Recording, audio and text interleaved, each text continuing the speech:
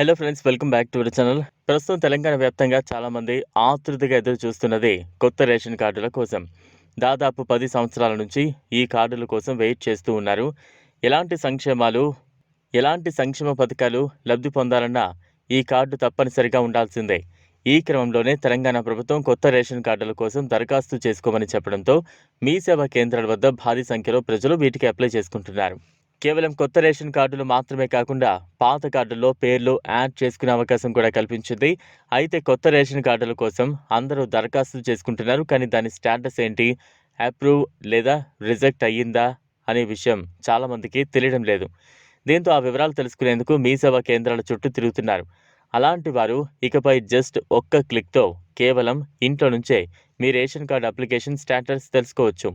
అంతేకాకుండా కొత్త పేర్లు యాడ్ అయ్యాయో లేదో కూడా తెలుసుకోవచ్చు. కొత్త రేషన్ కార్డు కావాల్సిన వారు గతంలో మండల కేంద్రంలోని రెవెన్యూ కార్యాలయానికి వెళ్ళేవారు. ఇప్పుడు కూడా చాలామంది ఇదే పద్ధతిని ఫాలో అవుతున్నారు.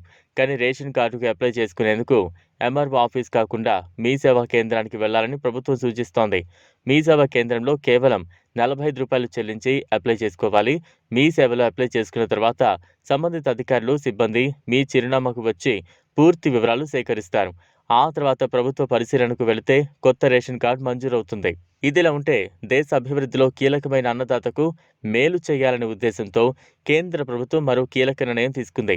ప్రభుత్వ, ప్రైవేటు ఉద్యోగులకు ఉన్నట్లుగా రైతులకు కూడా ప్రత్యేక గుర్తింపు సంఖ్యను అందించాలని నిర్ణయం తీసుకుంది.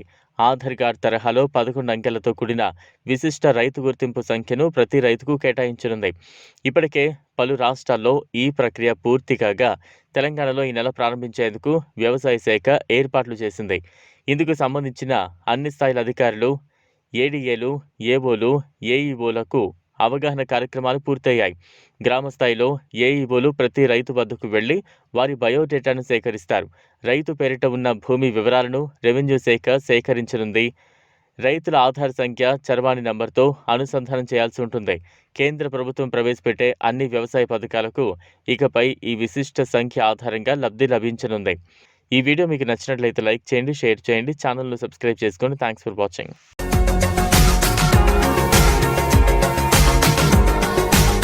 మరిన్ని అప్డేట్స్ కోసం మా ఛానల్ని సబ్స్క్రైబ్